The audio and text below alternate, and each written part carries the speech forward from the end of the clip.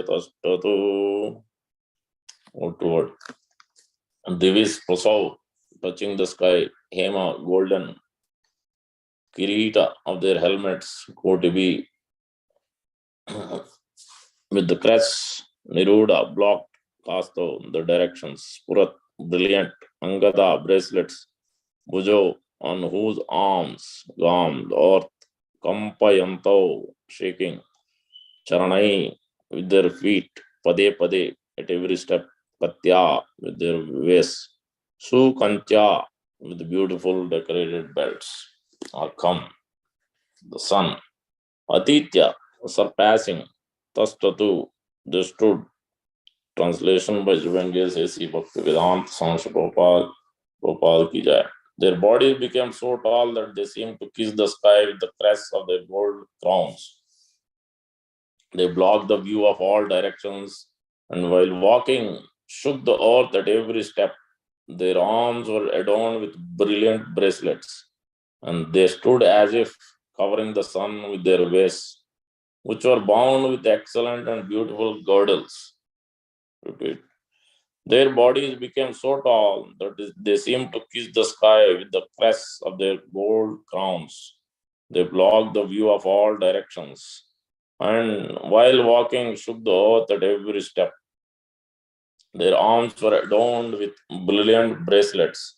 They stood as if covering the sun with their waists, which were bound with excellent and beautiful girdles. Purport by Sri Prabhupada. In the demoniac way of civilization, people are interested in getting body constructed in such a way that when they walk on the street, the earth will tumble, and when they stand, it will appear that they cover the sun and the vision of the four directions.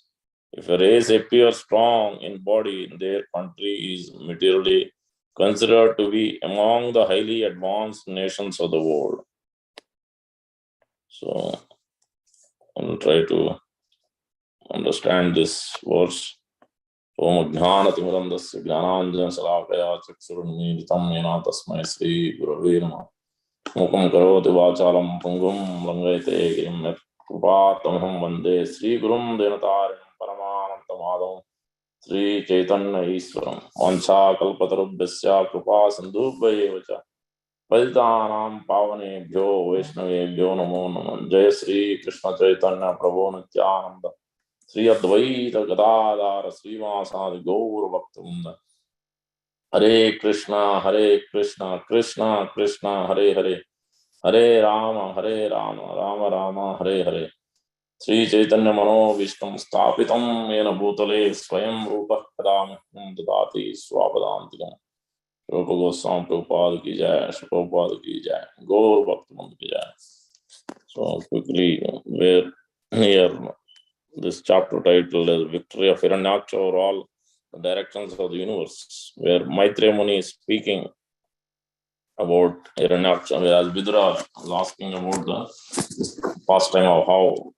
So this Hiranyaksha and Hiranyakashipu were born and fighting the whole 9 yards of the creation, starting with asking about the question about the creation and all the aspects. So one by one, Maitreya Muni is asked. But it's very interesting. Why does someone in the book of Srimad Bhagavatam or in Bhagavad Gita we see similar aspects? Why would somebody describe the details in this the way we read in this chapter? I'll quickly read the verses till 17, the translation. Why would somebody glorify and read about all these things about Hiranyaksha? He seems to be a demon, and victory of him, all directions of the universe. What does it matter? How does it benefit? So it's interesting. I had some reflections, so we'll go through that. So before I quickly read what is the current context. So Maitreya is speaking, the demigod, the inhabitants of the higher planets, were freed from all fear upon hearing the cause of the darkness explained by Brahma, was born from Vishnu, thus they all returned to their respective planets. The virtuous lady Diti had been very apprehensive of the trouble to the god from the children in her womb, and her husband predicted the same. She brought forth the twin sons after a full 100 years of pregnancy. On the birth of the two demons, there were many natural disturbances. all very fearful and wonderful in the heavenly planets, the earthly planets, and in between them. There were earthquakes along the mountains on the earth, and it appeared that there was fire everywhere. Many inauspicious planets like Saturn appeared, along with comets, meteors, and thunderbolts. See these descriptions. It's very interesting. There blew winds which were most uninviting to the touch, hissing again and again, and uprooting gigantic trees. They had storms for their armies and clouds of dust for their ensigns. The luminaries in the heavens were screened by masses of clouds, in which lightning sometimes flashed as though laughing. Darkness reigned everywhere, and nothing could be seen. The ocean with its high waves wailed aloud as if stricken with sorrow.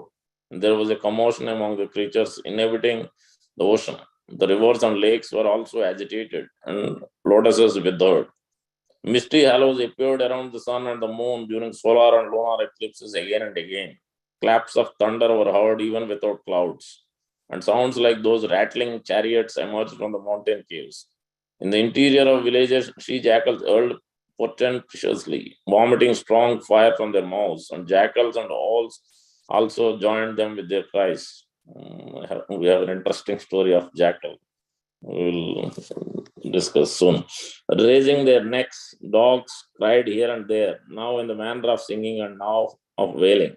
O Vidra, the asses ran hither and thither in herds, striking the earth with their hard hooves and wildly braying. Frightened by the braying of the asses, birds flew, shrieking from their nests, while cattle in the cowsheds as well as in the woods passed dung and urine. Cows terrified yielded blood in place of milk. Clouds rained pus. The images of the gods in the temple shed tears, and trees fell down without a blast of wind. Ominous planets such as Mars and Saturn shone brighter and surpassed the auspicious ones such as Mercury, Jupiter, and Venus as the number of lunar mansions. Taking seemingly retrograde courses, the planets came in conflict with one another, making these and many other omens of evil times. Everyone but the four sage sons of Brahma, were aware of the fall of Jaya and Vijaya and of the birth and Diti's sons, was seized with fear. They did not know the secrets of these portents and thought that the dissolution of the universe was at hand. These two demons who appeared in ancient times soon began to exhibit uncommon bodily features. They had steel-like frames which began to grow just like two great mountains. On today's words, their bodies became so tall that they seemed to kiss the sky with the crest of their gold crowns. They blocked the view of all directions, and while walking shook the earth at every step. Their arms were adorned with brilliant bracelets, and they stood as if covering the sun with their waists, which were bound with excellent and beautiful girdles. So my reflections on this was 7 or 8 things I was thinking about. The first aspect is here describing these demons of Hiranyaksha and Hiranyakasipu. So this 6 of them represent 6 things. That's the first thing we need to know. Hiranyaksha and Hiranyakasipu. Hiranyaksha represents pride, Hiranyakasipu represents greed, and Ravana represents lust, and Kumbhakarna represents illusion. Sisupala represents envy, Dantavakra represents anger. These are 6 things as we go through Navaratri. If you want to become victorious internally in our senses, mind, intelligence, purify ourselves to attain the pure Swabhava, then we must conquer these 6 unwanted things. Especially in this chapter, it is talked about Hiranyakasipu, Hiranyaksha, which is pride personified. That's why you'll see that the way he's walking, Prabhupada describing, this is what people are after, this modern civilization, about this material strength. The first reflection I had is material strength to spiritual strength. So that's why this great description in Bhagavad Gita also, first chapter, you will see that describing all these warriors and their strengths and everything. And here also whole chapter describing how the so much inauspicious signs and the strength, how strong they are materially. But what does it mean? So that material strength must be transformed into spiritual strength. So as Prabhupada mentions in many places, Nayam Atma Pravachanena Labhyo Namedayana Prabhunastutena Yenaiva Brunute Tayana Labhya Sasaiva Atma Brunute Tanum Swam. From Prabhupada quotes from Mundaka Upanishad. We want the real strength. Real strength is coming from the Lord Nityananda Prabhu, the spiritual strength. The Bala, Balahina means not material strength. The real strength is by praying to Lord Nityananda Prabhu, serving Lord Nityananda Prabhu. So, and then we can attain his mercy, then we can attain the actual real spiritual strength. Otherwise, it's very difficult to engage in process of bhakti despite so much these inauspicious things and so many difficulties, anarthas, so much chaos, so much unwanted things goes on around us. It's very difficult to focus on bhakti without his mercy. So that is the first and foremost point one must understand. Second aspect is the material beauty. We are constantly after this janasya mohoyam aham mameti. So I and my, and this beauty, we're constantly looking after in the mirror, trying to beautify ourselves with various cosmetics, perfumes, fragrance, whatnot. But really, we are supposed to concentrate on the internal and external both, is material beauty to spiritual beauty. And we'll read something about this Lord Nityananda Prabhu's beauty as it is glorified, their ornaments and their bodies, the girdles, Prabhupada talked about. But this is all material. But the same attachment one must be concentrated on. That's why Prabhupada emphasizes again and again. And we'll see in throughout Srimad Bhagavatam, Prachetas are also, when they are discussing, glorifying, when Lord appeared in front of Prachetas, because they're all together serving nicely, all the brothers serving the Lord, following the process of bhakti by Lord Shiva's instructions, Narada Muni's instruction. They glorified, then the Lord asked for benedictions. They said they don't want any benediction. By simply worshipping your Archa Vigraha, then we can attain all the things, because you are Paramatma, and you, as a Paramatma, you are there in our heart, and you are appearing in Archa Vigraha. By serving your lotus feet, what desires cannot be fulfilled? Every desire. You are fulfilling material desire for materialistic people. Then how can it not be fulfilled when somebody is sincerely worshipping the deity and sincerely trying to serve him and developing attachment and attractions to the spiritual beauty? So this is where the transformation has to happen from this attraction to the material beauty to spiritual beauty. But that can only happen if you pay attention to the details and how we worship, how we dress, everything. We must seek feedback. Constant feedback must be seeken, and constantly look after how I can improve day after day. If we are not looking to improve, this is the, we are trying to be in a comfortable position. So nobody wants to get negative feedback. So this is the biggest problem we have. So we should be constantly looking to improve our things, is so that we can come out of our comfort zone and accept those feedbacks and try to work on and improve for the betterment. More you worship, as Prabhupada mentioned many times, more you worship the deity, more you beautify the Lord's body. Is already beautiful, but more you beautify it, it helps us. It will actually shine. All the Navadvaras, enlightenment will happen. All our material body, material senses, our face, everything will be so much. You can see that bright faces by this spiritual consciousness coming forth. The bliss automatically will come forth. So that's why we must pay attention to the especially worshipping the deity, whether at home or at temple.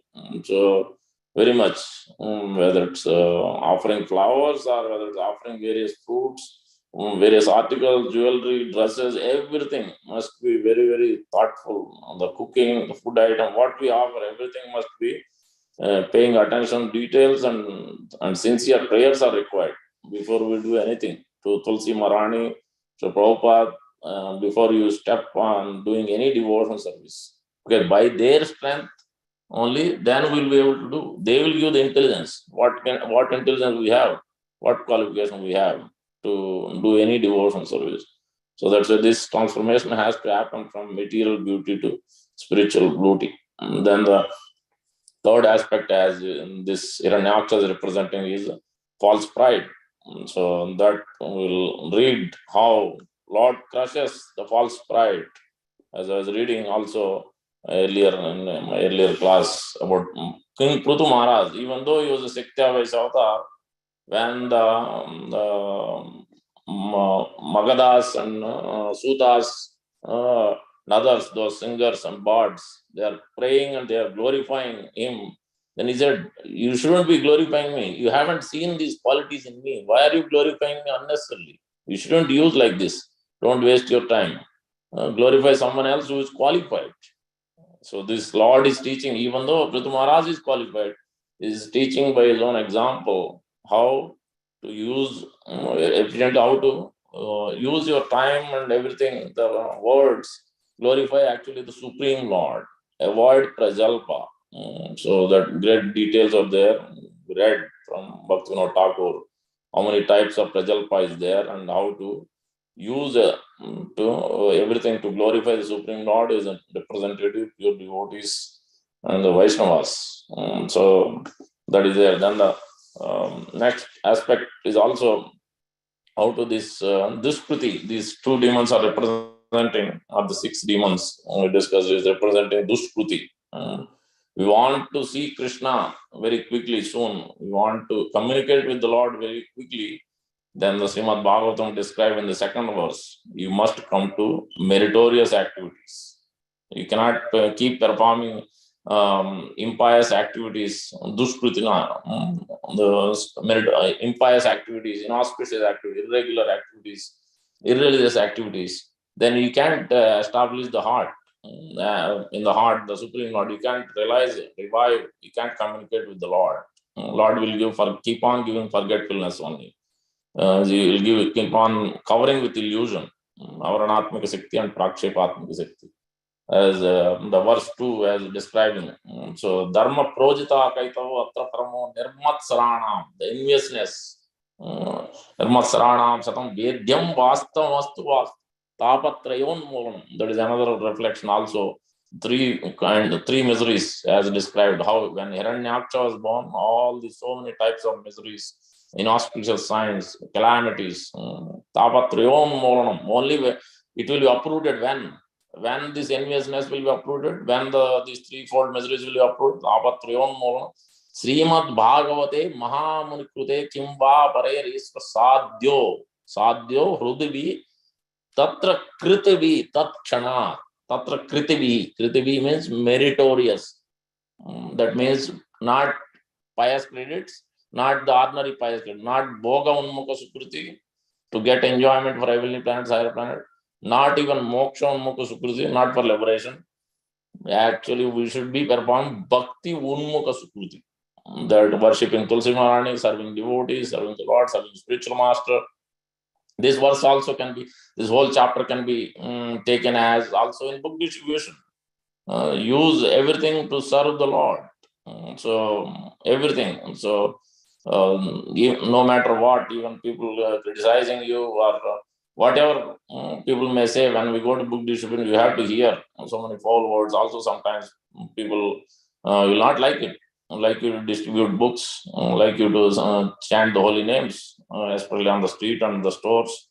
Even Lord Nityananda Prabhu has to face. What about us? We are nothing in front of him. He was going door to door. People were locking the doors and closing the doors in front of their faces, and they were using foul language. So we should use whatever we can to serve the Lord, even in the book distribution. So the false pride, conquering all the senses, conquering, as Sri Chaitanya Mahaprabhu described in Siksashtakam, Cheto Darpana Madhyanam, Bhava Mahadavagnirvapanam, Sreya Kairava Chandrika Vitaranam, Vidya Vadu Jivanam, Anandam Buddhi Vardhanam, Pratipadam, Purnamrita Swadanam, Purnamrita Swadanam, full happiness, internal, full bliss. Sarvatma Stanapanam Param Vijayate. This is the actual real victory, as it is described here.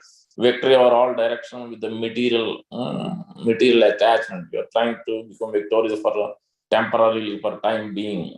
So this is constantly going on. Demons and demigods, whether it's Samudra Mantana, all these pastimes are describing how this material nature is just fleeting happiness, not the real thing, but we are constantly after that. Then that is Kritivi. That is another reflection of Kritivi. Then another reflection is also when we are performing bhakti, and also he has these materialists like Hiranyaksha and even Duryodhana. In the beginning of Bhagavad Gita, you see that upayam chantayet pragno apayam chantayet. Intelligent one not only think about the positive bright side, he's always thinking about the negative side, bright side. So that's why the Rupa Goswami is describing. That's why Parikshit Maharaj asking Sukadeva Goswami, positive and negative, what to do, what not to do. Constantly stressed, beginning itself. Beginning of Bhagavad Gita, beginning of Srimad Bhagavatam. Here also, that is, we can see that. So intelligent, that means we have to think what is actually destructing my bhakti, what is taking me away from the bhakti. That should be constantly thought through and detect where we are going wrong, what is actually taking us away from bhakti, whether it's prajalpa or anarthas or the association, unwanted association, where the time is spent. How is our 24 hours a day is spent on average? So where we can cut, where we can avoid things, how we can rectify this thing, how we can transform. Otherwise, how will we progress in Kali Yuga? Very difficult. So that's why again, Hiranyakashipu is describing, Hiranyaksha has been described so tall. In King Muchukunda story, we see that in Krishna book, that's the Prabhupada is saying, read Krishna book, many details will be given. King Muchukunda was telling, yes, in previous ages, as soon as he saw people were so short, like a pygmy, oh, so small, oh yeah, suddenly he was amazed. This is Kali Yuga, oh, Kali Yuga is starting now. Kali Yuga people are so short. That means in the previous ages, people are tall.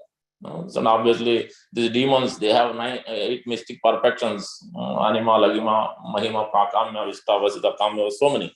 So they can be taller than the tallest.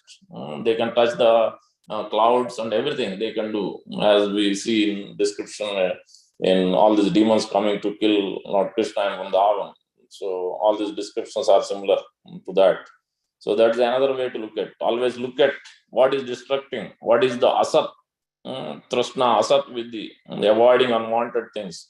This must be constantly looked at so that we know what anarthas are going on. As the bhakti creeper grows, always we cannot see many times the unwanted creepers. So that's why we have to constantly seek feedback. But we are really very bad at constantly seeking feedback. Even if somebody gives, we'll take it negatively. So this is our biggest problem also. The other one is the material contamination. That is underlying factor in all of these things. Like when you want to ignite a fire from wood, so if it is completely dry, then the fire immediately comes. But if there is moisture, then there is smoke comes first, and then fire slowly it comes. So that means to the degree how much material contamination we have, to that degree we will not be able to feel the bliss. We will not be able to get the actual internal happiness. After 20, 30 years or 40 years, 50 years or 10 years, whatever number of years, we may be chanting, doing different things, but we haven't actually feeling the bliss. That means something is wrong. Where here, as the too much contamination, material contamination, unwanted things are going on in the heart. So that must be detected. That's why we must take the association of devotees and hear from Srila Prabhupada and read Prabhupada books regularly. Then we will be able to detect, oh, this is there in my heart. So this is how we can remove. In this way, we can understand this chapter and this verse. That's the status quo. We must question our status quo. What's an uncomfortable position must be questioned. So we have to come out of that comfortable zone and have an uncomfortable situation also. If we don't question, we'll be always in status quo only. We will not move ahead in our devotion service.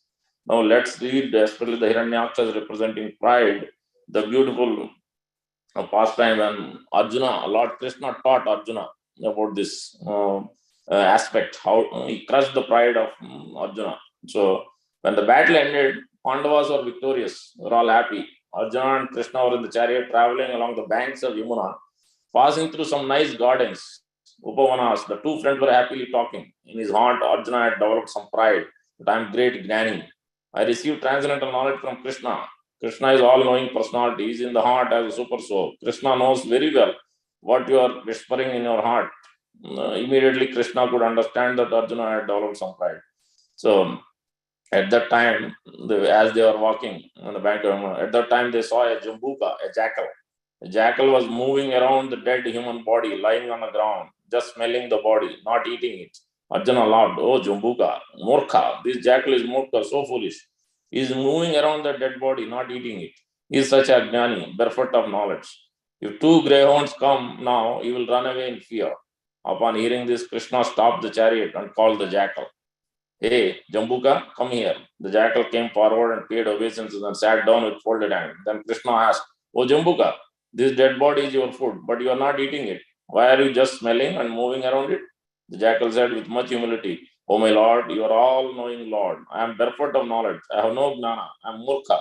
I am an animal with very, very low consciousness, covered consciousness. Though this is my food, still there are some things I consider before eating. Krishna asked, what type of consideration does the jackal have? The jackal said, oh my lord, you know everything. But since you are asking, I must tell you. By smelling that body, I can understand if this person has ever been to Purushottam Dham, Jagannath Puri, or Vrindavan Dham, or Mayapur, Navadvip Dham, and made Dham Parikrama, circumambulated the Dham with his legs or not. By smelling, I can understand it. By smelling his hands, I can understand if this person has ever offered puja, worship to Bhagavan or not. By smelling his eyes, I can understand whether or not this person has ever seen the deity in the temple, or had darshan of the sadhu, Vaishnavas, with his eyes or not. By smelling his head, I can understand if this person has bowed down before a sadhu, Vaishnava, or before the deity or not. By smelling his ears, I can understand whether or not he has ever heard Krishna Katha, Bhagavad Katha during his lifetime. By smelling, I can understand all these things. If he has not done any of these things, then I won't eat such impure food. Oh Lord, we are pasu, beasts and animals. We have no knowledge. Nor do we have the right to do any dharma, subha karma, or anything, because we are animals. Our consciousness is degraded, covered and shrunken. We have no opportunity to perform any dharma. Only in our eating can some piety be there. If one or more of dead person's limbs, hand or leg or an ear has performed some devotional act, then I will eat only that portion. Otherwise, I won't eat it. It is impure food. Krishna said, oh Jambuka, you are my devotee. You are a great Gnani and a great Bhakta. When he heard the words of a jackal, Arjuna became amazed. Oh, this Jambuka has such a Gnana. I was thinking myself to be a great Gnani and a great Bhakta, but this Jambuka is greater than I am. Such a Gnani, such Bhakta he has. So in this way, you can see how Lord is teaching, Lord always teaching this about the false pride, as Aranyakshar presenting. Almost time. Let me read 2-3 verses of Lord Nityananda Prabhu's beauty, as it has been described the opposite way. Aranyakshar. Yehi matta Nityananda Prabhu desired to decorate himself with some ornament. As soon as the desire evoke in him, all varieties of ornaments appeared there. Suvarna Rajatam Marakata Manohar Nama Vida Bahu Mulya Katake Prasatara. Pious people offered their obedience, gave Nityananda attractive ornament made of gold, silver, various precious stones like diamonds, emeralds, coral, spine, silk cloth, pearl necklaces. Katava Nirmita Kata, Kariya Nirmana, Purulena Alankara, Yena Icha Lana. He then decorated himself with ornaments that had already been made and others that were made according to his own desire. Dui Haste Suvarnena Angada Balaya, Pustakari, Parilena Atma Ichamaya. According to his own desire, he decorated his 2 wrists and arms with gold bracelets and arms. Suvarna Mudrika Ratne Kariya Kichana, Dasasri Angule Soba Kare. He decorated his 10 fingers with gold rings studded with jewels. This goes on at 701.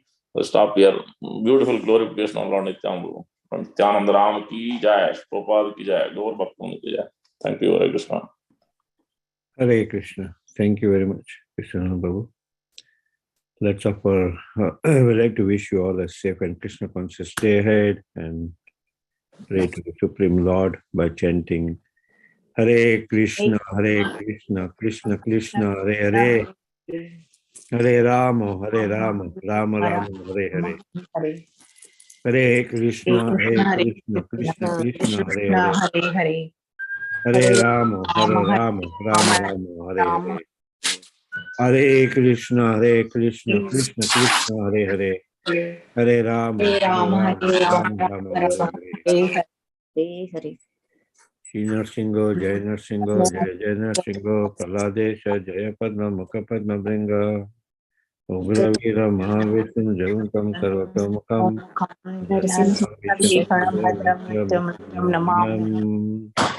Narsingh Bhagwan ki Jai, Prahlad Maharaj ki Jai. Let's offer our humble obeisances to all the Assembled Vaishnavas.